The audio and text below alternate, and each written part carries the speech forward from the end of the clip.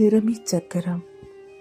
வாழ்வு ஒரு சுடரை போல வெளிச்சொளிரத் தொடங்கும் போது இருவருக்கும் 40.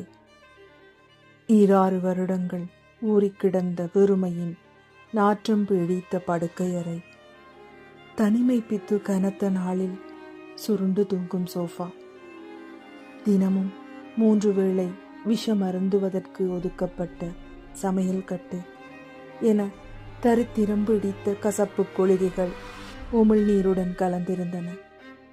நிறமி சக்கரத்தின் பல்நிற கீற்றொளி ஒன்று ஒளிர்ந்து கொண்டிருந்ததை அறியாதவள் ஒளிச்சத்தின் சிறு துணிக்கையை தேடி ஓடிக்கொண்டிருந்தாள். யதார்த்த பிழல்வற்ற சுகந்த குப்பிகளின் முது சுவாச கலப்பில் தார்களி கூளங்கள் கரைந்தொழுகி கழிவதை இரு ஜோடி கண்களும் புலனிழுத்து கொண்டிருந்தன. காயத்ரி ரவீந்திரன்.